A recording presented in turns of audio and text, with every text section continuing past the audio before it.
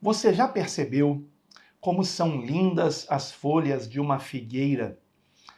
De todas as árvores frutíferas que existem, a folha de uma figueira tem um formato que talvez seja um dos mais bonitos.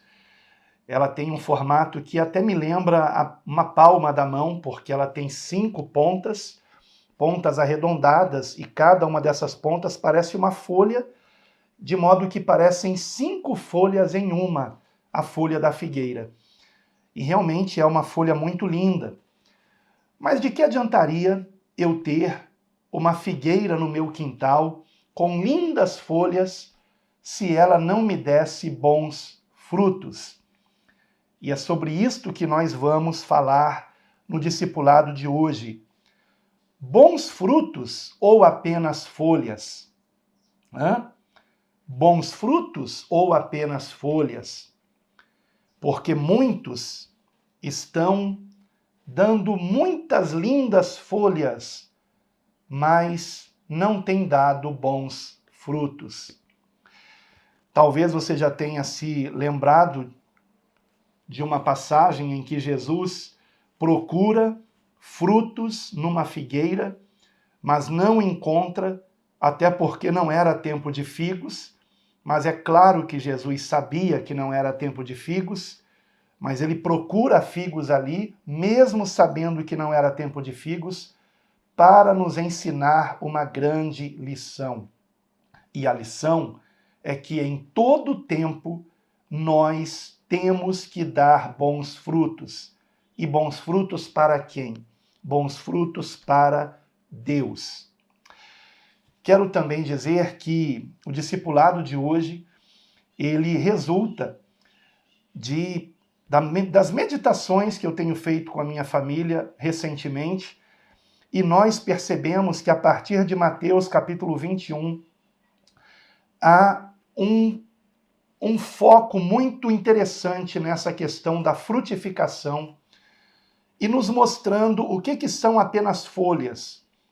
O que são apenas folhas? Principalmente no capítulo 21 e 22, mas também entrando no capítulo 23, que foi o que nós entramos na meditação que fizemos ontem, domingo. Por que eu estou dizendo ontem, domingo, se você está assistindo esse vídeo na terça-feira? Porque esse discipulado eu tive que gravar antecipadamente. Então estou gravando na segunda, mas ele está sendo publicado na terça-feira, dia 12 de novembro. Por isso que a data está aqui, terça, 12 de novembro. E eu quero aqui, inclusive, saudar aqueles que estão acompanhando este vídeo na estreia. Talvez eu esteja com você no chat, talvez não, mas é porque na terça-feira, eu não teria como gravar este vídeo aqui ao vivo. Então, eu tive que gravar na véspera. Mas ontem, domingo, eu tive mais uma edificante reunião em família para meditação no Novo Testamento, e nós estamos seguindo aquele plano para a leitura meditativa que eu já anunciei aqui no canal A Deus Toda a Glória, e vou colocar inclusive aqui no comentário em destaque, caso você não tenha baixado este PDF, eu imprimi, inclusive para mim, para a nossa família poder utilizar. Então aqui está, Novo Testamento, plano para leitura meditativa. Você encontrará aqui embaixo o link para você poder ou apenas visualizar o PDF na tela do seu celular ou imprimir para que você possa marcar com a caneta aquilo que você já leu. Então veja, desde quando foi lançado esse plano para a leitura meditativa e que nós imprimimos aqui para a nossa família, nós temos seguido nas nossas reuniões o Evangelho segundo Mateus, que é o primeiro livro do Novo Testamento no plano para a leitura meditativa, porém o segundo não é Marcos, mas é Tiago, e depois de Tiago é que nós vamos entrar em Marcos. E vejam, toda a primeira página aqui já concluímos, tá? Nós já entramos aqui na segunda página, ainda em Mateus, depois nós vamos entrar aqui em Tiago, e depois em Marcos. Então estamos intercalando os 4 evangelhos com epístolas também. E, inclusive, há toda essa explicação logo no início aqui do plano para a leitura meditativa, particularidades deste plano. Então, depois você confira, por favor, vale a pena conferir, e eu creio que você vai se interessar em baixar o plano. Inclusive, no PDF tem também explicando como ler as referências bíblicas e dicas para maior aproveitamento. Tudo isso você encontra também no site querocongregar.org. Confira o site, ele ainda está sendo elaborado, mas você já encontra ali a página Plano para Leitura Meditativa, como encontra também o glossário do Novo Testamento, que eu ainda estou escrevendo, e eu estou revisando os 3 capítulos que já estão prontos, Mateus 1, 2 e 3, de modo que eu creio que até a próxima semana eu terei feito algumas melhorias, porque eu encontrei a necessidade de fazer algumas melhorias em alguns pontos aqui, e depois vamos prosseguir, Mateus 4, Mateus 5, e justamente para que o glossário ele possa também ser um recurso a mais nos momentos que você tiver de leitura meditativa do Novo Testamento. Então, aqui, por exemplo, em Mateus 2, versículo 2, quando nós encontramos sua estrela, eu considerei importante fazer um acréscimo aqui, dizendo que o pronome pessoal sua, em Mateus 2:2, significa que os magos compartilhavam de uma superstição que havia na época, de que quando havia o nascimento de um rei, então isto era antecedido pelo surgimento de um astro no céu em específico, né? E então eu depois vou escrever melhor a respeito disso e acrescentar esse detalhe que não estava dito ali quando eu escrevi sobre esta questão da estrela, né, que é a estrela que os magos eles seguiram, que eles viram no céu e consideraram que era o sinal de que havia nascido o rei dos judeus. Mas voltando aqui para o plano para a leitura meditativa que eu estava falando, é um plano interessante porque você vai ler em trechos o Novo Testamento. Eu sei que na maioria das Bíblias nós temos os capítulos já divididos em trechos. Porém, esta divisão nem sempre ela ajuda muito. E também tem a questão dos capítulos, que às vezes é importante que um trecho ele não pare quando terminou o capítulo. É importante nós avançarmos um pouco mais. Então, nesta leitura em trechos, nós paramos num trecho e meditamos a respeito dele antes de seguirmos adiante.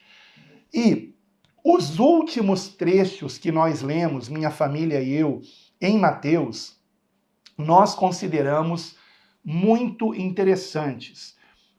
Porque, claro, todo o Novo Testamento, toda a Bíblia é muito interessante, mas o que nós consideramos muito interessante é que percebemos um foco na questão da frutificação e também daquilo que não tem real importância, que são apenas as folhas que Jesus ilustrou nesta parábola não pronunciada, mas ensinada através da ação de procurar figos numa figueira, mesmo sabendo que não era tempo de figos. Então, o que Jesus queria ali era realmente nos ensinar a respeito disso, de que ele espera que em todo tempo nós estejamos dando bons frutos. Mas que bons frutos são estes? O que seria dar bom fruto? E eu já quero advertir aqui que você tome muito cuidado com aqueles que ensinam que dar bom fruto seria você levar alguém para ser adepto de uma determinada religião ou denominação cristã. Tá? Cuidado com isso, porque as pessoas que ensinam isto, o que elas querem são números.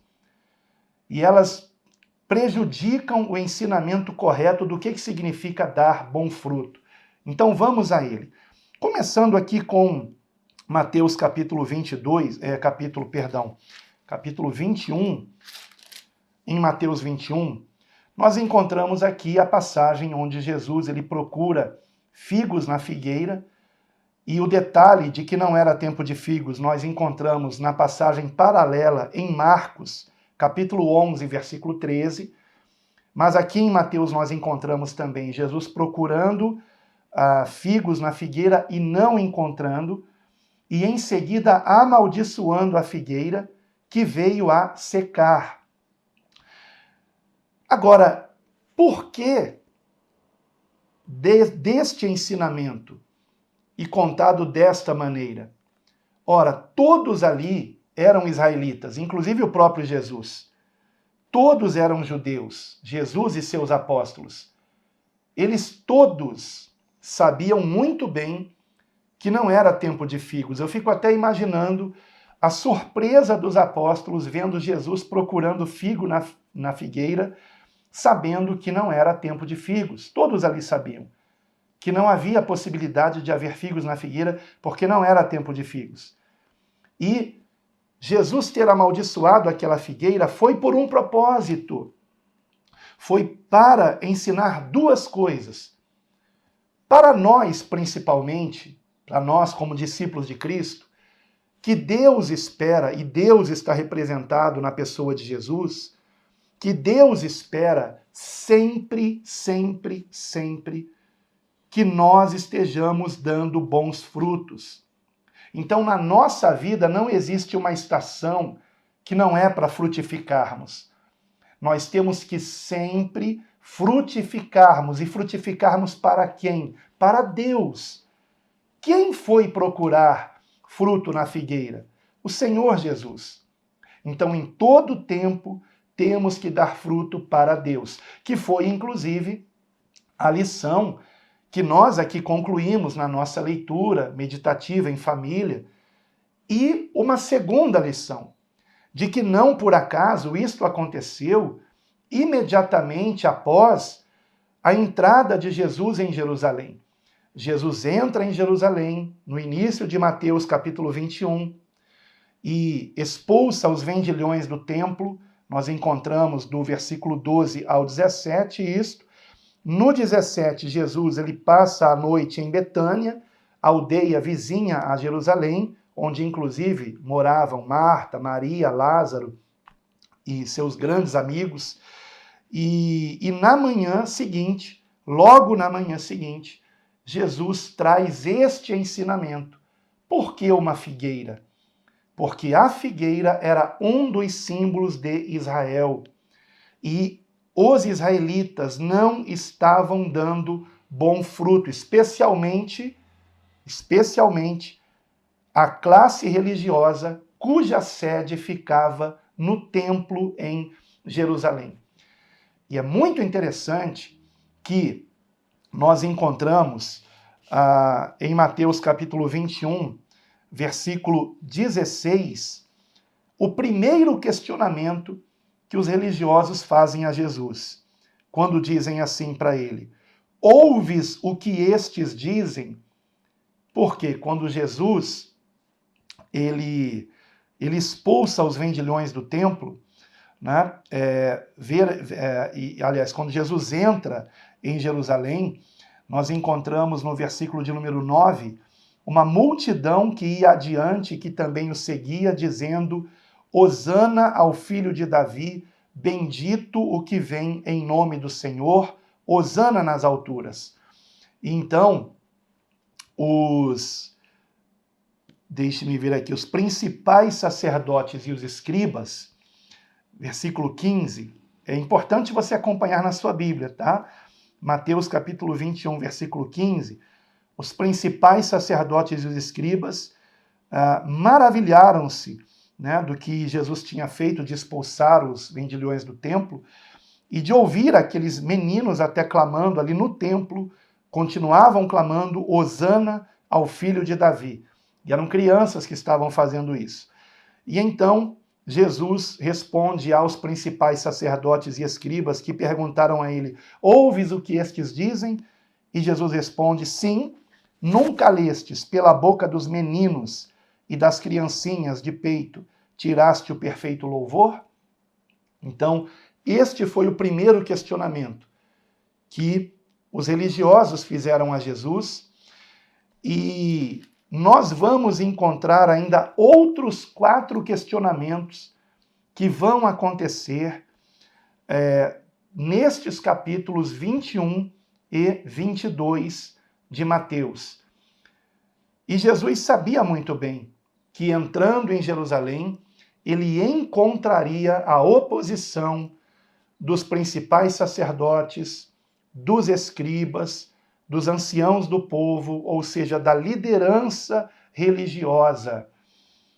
E é o que nós veremos aqui. Eu não tenho tempo de ler aqui e comentar, evidentemente, não teria tempo aqui de comentar 2 capítulos de Mateus. Mas o que eu quero é chamar a sua atenção para o seguinte: quando você fizer a leitura, seja dos evangelhos ou de qualquer outro livro da Bíblia, muito provavelmente você não vai ler o livro todo de uma vez só. E, aliás, nem é bom que você leia tudo de uma vez só. É importante você ler um trecho, parar para refletir naquilo que está sendo dito e pedir em oração que Deus mostre a você o que pode e tem que ser aplicado na sua vida, antes de você seguir para o trecho seguinte. Mas quando você seguir para o trecho seguinte, não esqueça também o que você leu no trecho anterior. E na medida em que minha família e eu fomos seguindo a leitura aqui de Mateus, nessa meditação para edificação em Cristo, nós fomos percebendo algo interessante. Por exemplo, eu acabei de falar sobre a pergunta que foi feita pelos principais sacerdotes e escribas: ouve os que estes te dizem? Então fizeram essa pergunta a Jesus em Mateus capítulo 21, versículo 16. E depois, no capítulo 21 ainda, no versículo 23, após o episódio da figueira ter sido amaldiçoada, nós encontramos a outra pergunta, feita também pelos principais sacerdotes e agora anciãos do povo, que eram os dirigentes das sinagogas. Então, toda vez que você ler anciãos do povo, ou principais anciãos, estes eram os dirigentes das sinagogas. E as sinagogas eram como, por exemplo, pense na questão de que o Templo de Jerusalém era a sede do judaísmo, mas as sinagogas eram os locais de reuniões menores, onde os judeus se reuniam, sejam eles fariseus ou saduceus, que eram 2 seitas do judaísmo. Os judeus se reuniam para ler a Torá e ouvir algum ensinamento sobre a Torá ou os profetas, também a leitura dos profetas. Então, estas eram as sinagogas, que às vezes eram até dentro de uma casa, mas num local maior, né? Num pátio da casa que havia sido transformado numa sinagoga. Ou então um local construído especificamente para estas reuniões menores. Então haviam várias sinagogas, não só em Jerusalém, mas em muitas outras cidades onde os judeus habitavam também. Então, quando Paulo, por exemplo, o apóstolo, entrava numa cidade qualquer para anunciar o evangelho, como ele era judeu, primeiramente ele procurava uma sinagoga e anunciava aos judeus ali que o Messias já tinha vindo e que o Messias é Jesus e que este Messias é o Filho de Deus. Então, é muito interessante nós compreendermos isto, né? E, inclusive, no glossário do Novo Testamento, quando aparecer ali na leitura de Mateus, ancião do povo, vai aparecer pela primeira vez escrito isto, eu vou explicar no glossário do que se trata. Como já está explicado, quem eram os fariseus, quem eram os saduceus, quem eram os escribas, né, os sacerdotes. Então, se você ainda não leu esse glossário, você vai encontrar aqui embaixo o link para... Aliás, você no link querocongregar.org, você encontra tanto o glossário quanto o plano para leitura meditativa do Novo Testamento, tá? Então, vou colocar no comentário em destaque aqui o link para o querocongregar.org. Aliás, né, voltamos a gravar vídeos, minha esposa e eu, no canal Quero Congregar, e gravamos uma live no domingo passado, né? Como eu estou gravando esse vídeo na segunda, então foi ontem pela manhã, e alguns, inclusive, participaram da live, outros talvez não tenham assistido ainda. É claro, ficou uma live comprida, porque tinha muita coisa para ser dita, explicada, esclarecida, e então, se você não conferiu, confira no canal Quero Congregar, tá? Do YouTube, canal do YouTube Quero Congregar. Vou deixar também no comentário fixado aqui o link para o canal Quero Congregar. E você, então, assistir esta importante live que Rosa e eu gravamos ontem pela manhã. Mas vamos prosseguir aqui, então. A figueira, queridos irmãos, ela era um símbolo de Israel. E não por acaso Jesus deixou para ilustrar uma figueira que só tinha folhas, mas não tinha frutos, quando estava em Jerusalém. Quando estava iniciando ali aquele embate com a liderança religiosa de Jerusalém. Vejam que interessante. Logo depois do primeiro confronto com a liderança religiosa que aconteceu logo após Jesus expulsar os vendilhões do templo, então essa pergunta, né, dos líderes religiosos, dos principais sacerdotes e escribas, que em Mateus 21,16 perguntaram a ele, ouves o que estes te dizem?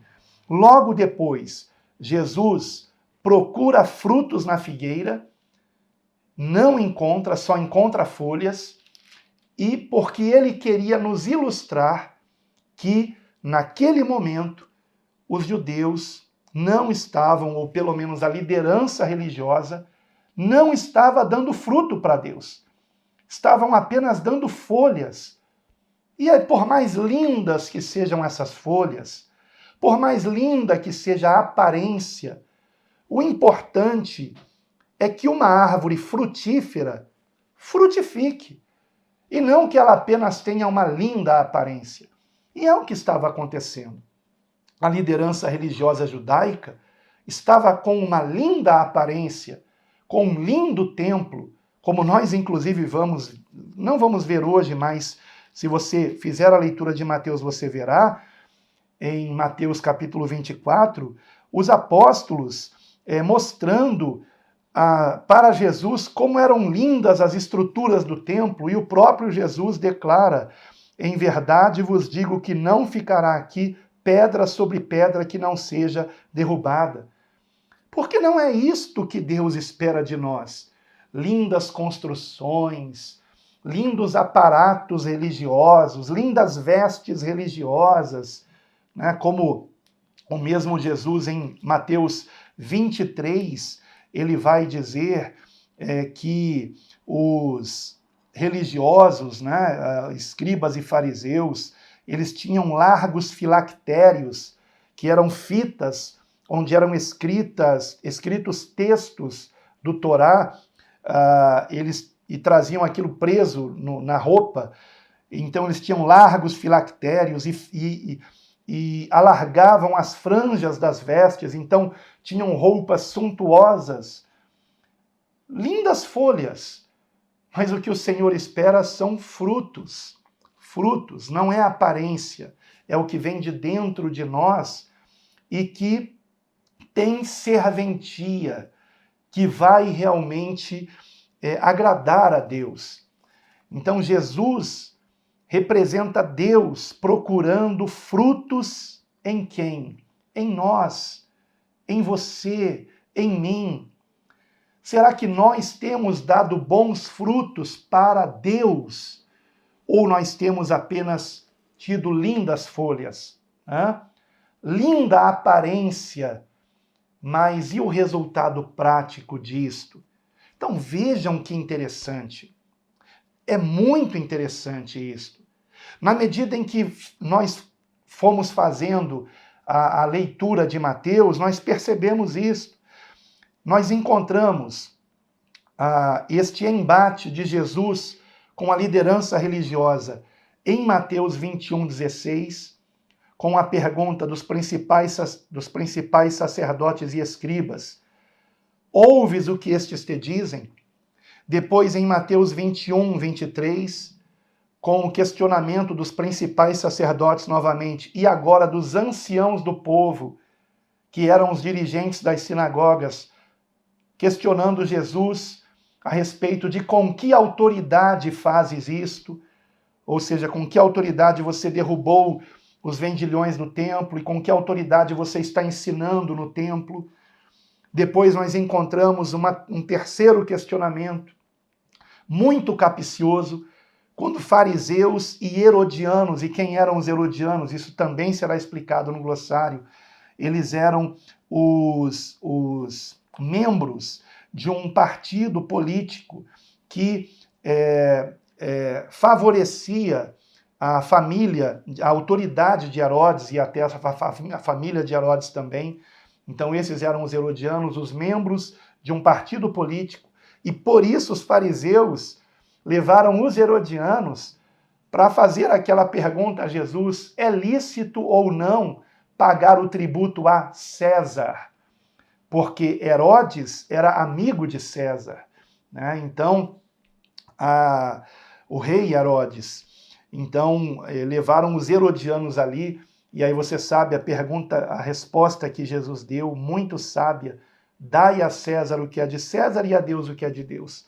Então, este foi o terceiro embate que se encontra em Mateus 22, dos versículos 15 a 17. Depois, então, os saduceus também fazem uma pergunta a Jesus a respeito de quem a viúva que tinha tido 7 maridos, de quem ela seria mulher na ressurreição, né? E então fazem essa pergunta também para tentar fazer uma pegadinha para Jesus, e a resposta de Jesus foi maravilhosa e humilhante para os saduceus.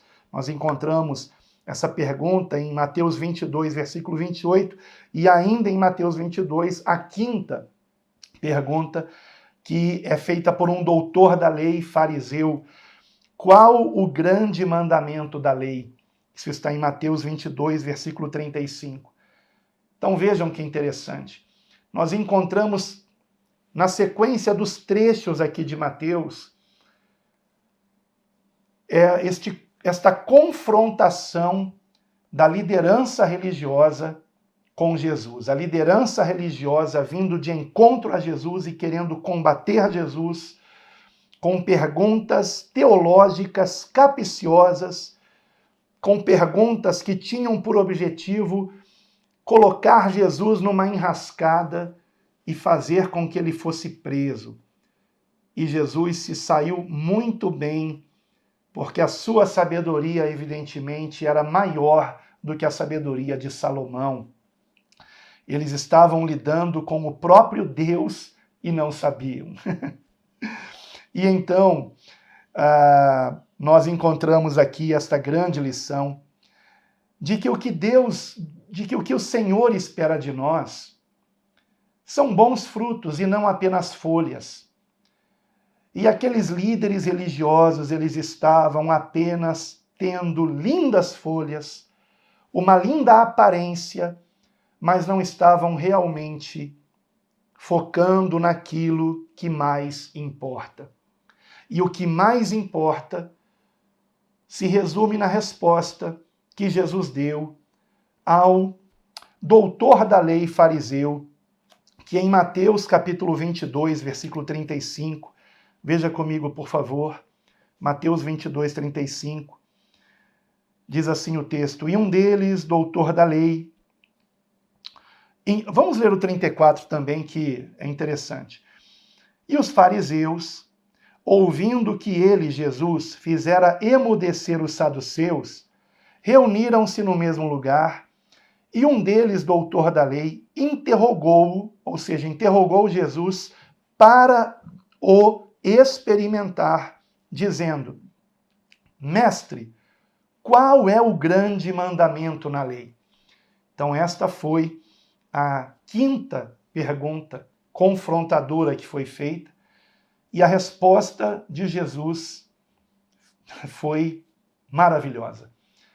E Jesus disse-lhe: Amarás o Senhor teu Deus de todo o teu coração e de toda a tua alma e de todo o teu pensamento ou entendimento. Este é o primeiro e grande mandamento. Jesus está fazendo referência a Deuteronômio, capítulo 6, versículo 5, muito conhecido e recitado, inclusive, pelos judeus. E esta recitação, se não me engano, se chamava Shema, se não me engano. E então Jesus diz: este é o primeiro e grande mandamento.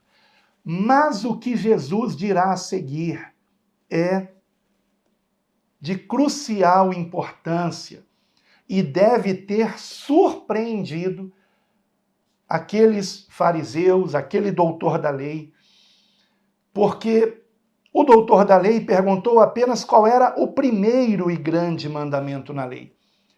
Ele não perguntou qual era o segundo, mas Jesus acrescenta: e o segundo grande mandamento, ou seja, o segundo grande mandamento é semelhante ao primeiro. Veja o versículo 39. E o segundo, semelhante a este, ou seja, ao primeiro grande mandamento, é: amarás o teu próximo como a ti mesmo. Vejam que Jesus coloca em equivalência o segundo mandamento com o primeiro, mostrando que nós não podemos amar a Deus a quem não vemos se não amarmos ao nosso próximo a quem vemos. E por que amar o próximo? Porque dizer que ama alguém distante é muito fácil, mas demonstrar amor para com aqueles com quem nós convivemos, sejam familiares, vizinhos, ou colegas de trabalho ou de escola, isto é mais difícil. E é isto que Deus espera de nós, que nós venhamos honrá-lo praticando o amor que ele nos ensinou. Será que temos dado este bom fruto? Temos dado este bom fruto? Jesus ele fala também de fruto em parábolas que nós encontramos em Mateus capítulo 21. Veja comigo, por favor. Veja comigo, por favor, porque se você não acompanhar na sua Bíblia, o discipulado poderá se tornar enfadonho. Apesar de que eu já estou quase concluindo. Mas é muito interessante você perceber que no capítulo 21 e 22, o Senhor está falando de frutificação. E não se engane, dar fruto não significa você angariar membros para a organização religiosa da qual você faz parte. Eu sei que existem líderes religiosos que ensinam errado o que é dar fruto. E, na maioria das vezes, isso acontece nas seitas aprisionadoras, que vão ficar ali instigando as pessoas a aumentar o número de adeptos da seita. E eles vão ensinar que dar fruto significaria levar novos membros para fazer parte daquela agremiação religiosa. Cuidado com isto.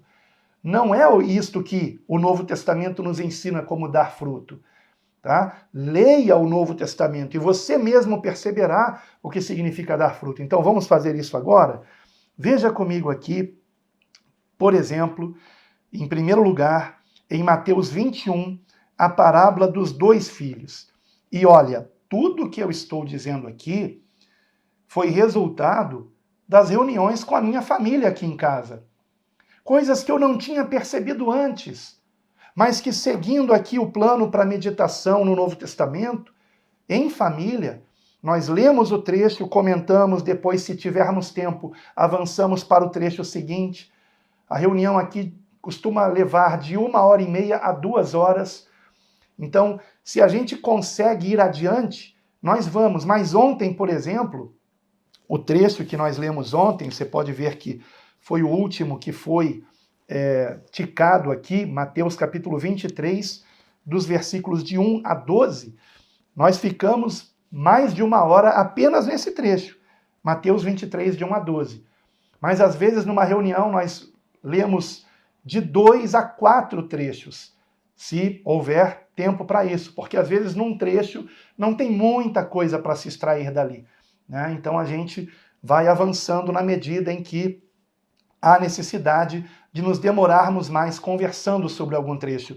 E, por exemplo, Mateus 23, de 1 a 12, teve muita coisa que nós conversamos ali. Foi muito edificante. E eu só não gravo essas reuniões porque, se eu gravar, vai inibir aqueles que estão participando, meus próprios familiares, por enquanto, né? Então você pode ter reuniões assim também com a sua família. Conheça o site querocongregar.org.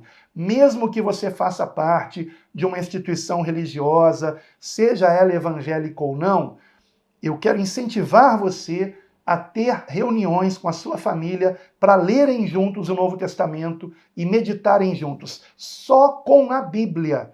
Só com a Bíblia, nem mesmo com o glossário. O glossário é para você ler antes. E quando chegar na reunião, você já saber o que é um sacerdote, um saduceu, um fariseu, por exemplo, um escriba, doutor da lei, que aliás são sinônimos, né? Escriba e doutor da lei. O escriba é um estudioso da lei, então, portanto, um doutor da lei. E essa lei, evidentemente, é a Torá, o Pentateuco, que nós encontramos no Antigo Testamento. Mas voltando aqui, vamos para esta primeira parábola. Mateus 21, versículo 28. Mas que vos parece? Um homem tinha 2 filhos, e dirigindo-se ao primeiro disse: Filho, vai trabalhar hoje na vinha. Ele, porém, respondendo, disse: Não quero.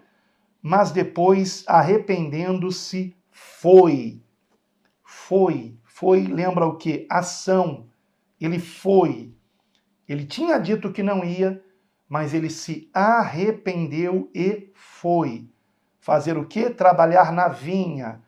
A vinha, evidentemente, é uma plantação de uvas. E uva lembra o quê? Frutificação. Foi isso que nos chamou a atenção aqui da nossa família nas últimas reuniões, o foco na frutificação. Desde esta parábola, que não foi pronunciada, não esta aqui dos 2 filhos, mas aquela parábola da figueira, que não foi uma parábola pronunciada, mas que foi uma parábola atuada. Jesus, ele atuou ali, procurando figos na figueira, sabendo que não era tempo de figos, como está esclarecido em Marcos capítulo 11, versículo 13. Mas mesmo assim ele procurou porque queria nos ensinar 2 grandes lições. A primeira em relação ao fato de ser uma figueira, Israel. Israel não estava dando fruto. A sede religiosa de Israel, Jerusalém, não estava dando fruto para Deus. Deus não estava se agradando porque estavam sendo hipócritas, como Jesus mostra claramente em Mateus capítulo 23, que aliás foi a leitura de ontem. Ontem lemos até o versículo 12, Mateus 23, de 1 a 12. Então, e a segunda grande lição da figueira é que em todo tempo, todos nós temos que dar bom fruto para Deus, não para o homem. Tudo tem que ser para a glória dele. E é por isso que temos essa máxima: a Deus toda glória. Não é glória para mim, não é glória para você, não é glória para qualquer homem, é glória para Deus. Aleluia. Então, prosseguindo aqui na parábola para os 2 filhos. Dirigindo-se o pai para o segundo filho, versículo 30, falou de igual modo, ou seja, filho, vai trabalhar hoje na minha vinda. Interessante o hoje, né? É para agora, irmãos. Dar fruto é para agora. Vai hoje trabalhar na vinha. Só que ele respondeu: eu vou, Senhor, mas não foi. Mas não foi. Então, qual dos dois filhos fez a vontade do pai? Evidentemente que foi o primeiro. Aquele que havia dito que não ia, mas foi. Esse fez a vontade do pai.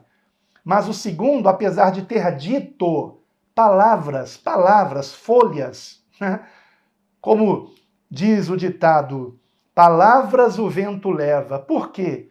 Porque folhas também o vento leva, você entende? Então o que Deus espera de nós não são apenas palavras, Ele espera de nós ação. Ação. Então de que adianta a gente dizer que ama a Deus se não amarmos o nosso semelhante? E amar o semelhante é fazer o bem a ele. É ação. Não é apenas dizer eu te amo, mas é ação. Então, por exemplo, eu me lembro agora e preciso ler Tiago, a epístola de Tiago. Veja comigo, por favor. Epístola de Tiago, capítulo 2, versículo de número 14 a 16. Meus irmãos, que aproveita se alguém disser que tem fé, ou seja, que ama a Deus, e não tiver as obras? Porventura a fé pode salvá-lo?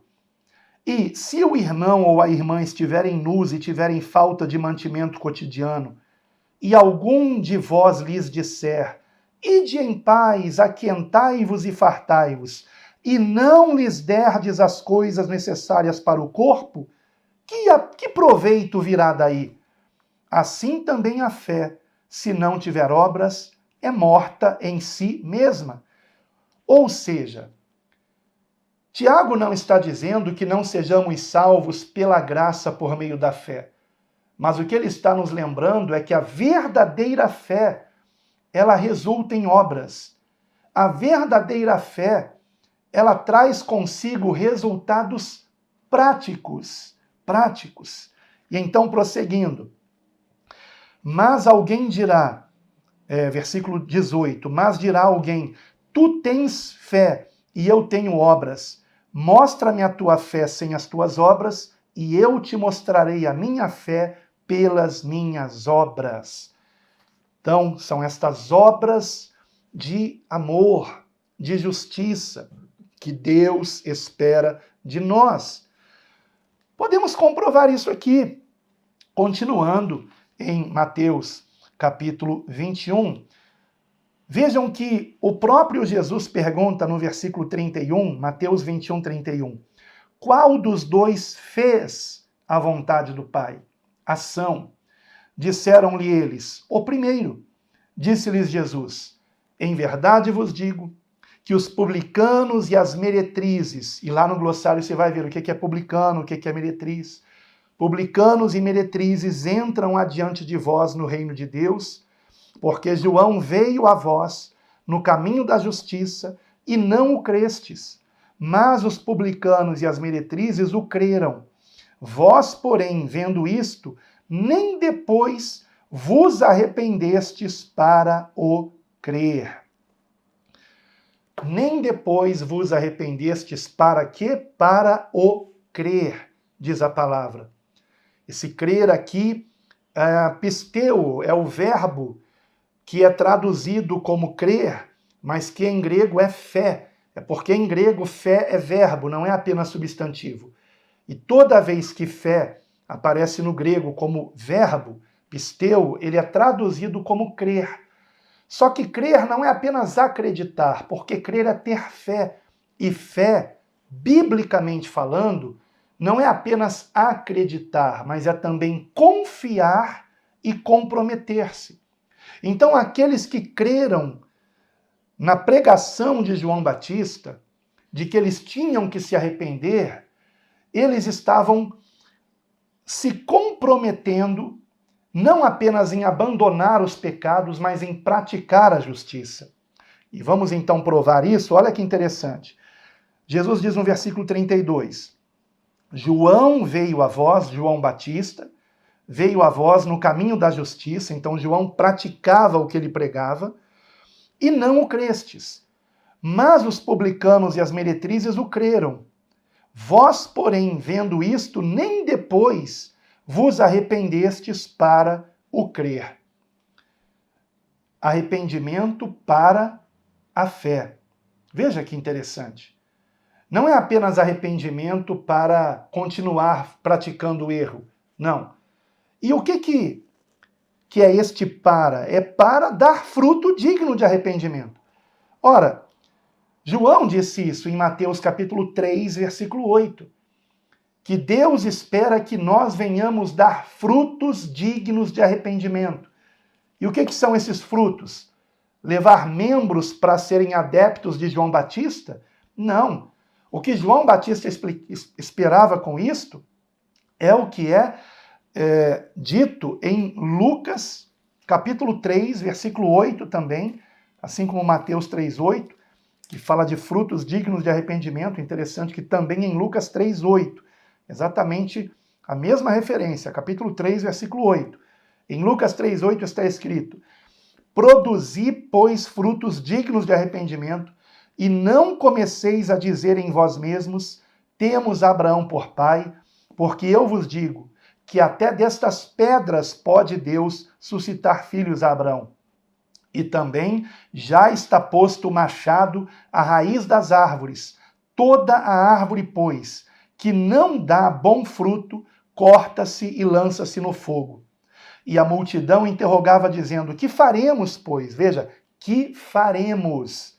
Dar bom fruto é ação, não é apenas pensamento. Dar bom fruto é ação. Que faremos, pois? E respondendo ele, disse-lhes: quem tiver 2 túnicas, reparta com o que não tem, e quem tiver alimentos, faça da mesma maneira. Isso te lembra alguma coisa que acabamos de ler? Tiago, capítulo 2, né? A mesma coisa. De que adianta eu apenas orar por alguém que está com fome ou que está com falta de roupas para usar ou coisa parecida, se eu puder ajudar essa pessoa, dividindo o que eu tenho para comer, dividindo as roupas que eu tenho, ou até comprando roupas novas para essa pessoa? De que adiantaria eu apenas orar por ela, se eu posso fazer algo além disto? Está entendendo? Então João Batista está aqui chamando o povo a uma verdadeira conversão, a darmos bons frutos. Isto é dar bom fruto. Ah, mas lá em Gálatas está escrito que o fruto do Espírito é amor, alegria, paz, longanimidade, benignidade, fidelidade, mansidão, domínio próprio. Sim, tudo isso está escrito em Gálatas capítulo 5. Porém, tudo isto é também ação. Amar não são apenas palavras. Eu provo isso aqui para você. Veja comigo aqui, por favor, na primeira epístola de João, capítulo 3, versículo 16. Não é o Evangelho, é primeira epístola, lá perto do Apocalipse. 1 João 3,16, onde é dito assim: conhecemos o amor. Então, aquele amor lá de Gálatas 5, o fruto do Espírito é amor, alegria, paz.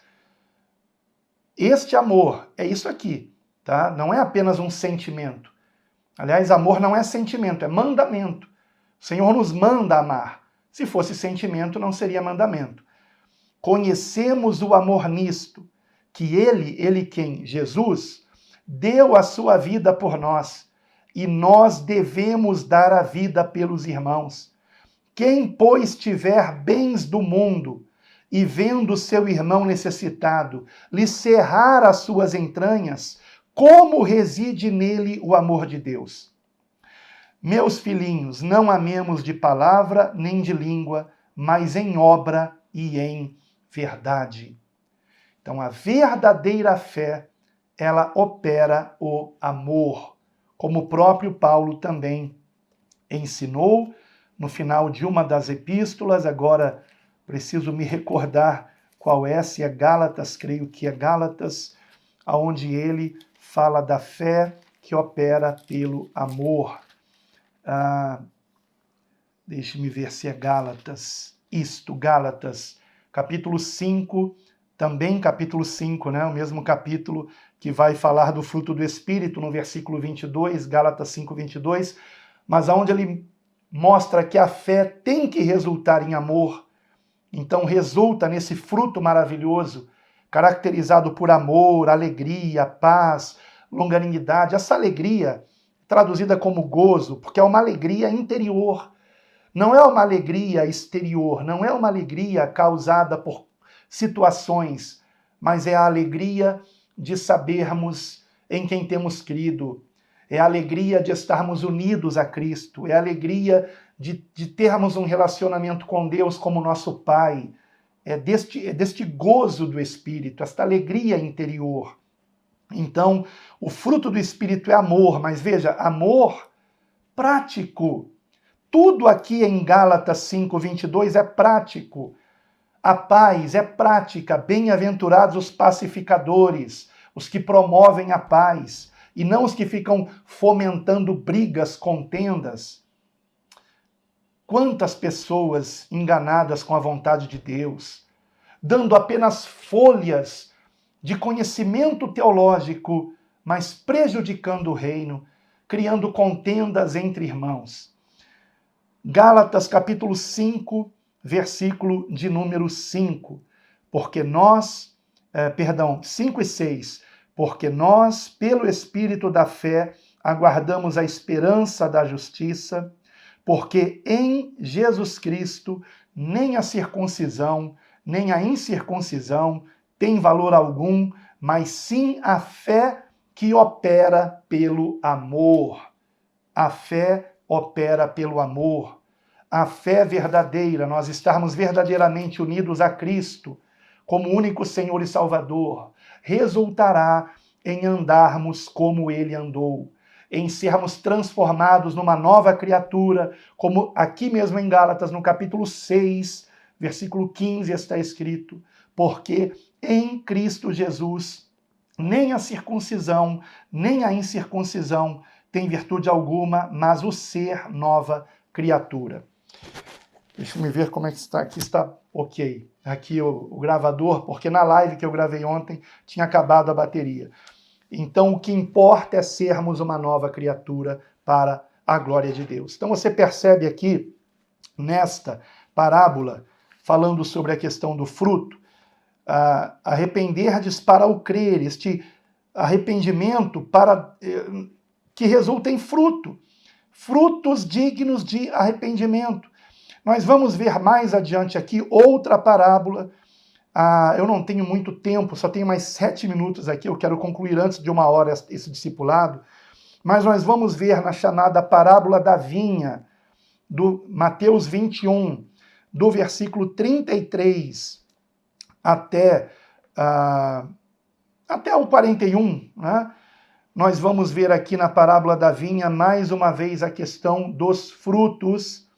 Nós vamos ver que o pai de família, ou o senhor da vinha, que é a mesma pessoa, o que ele esperava? Frutos.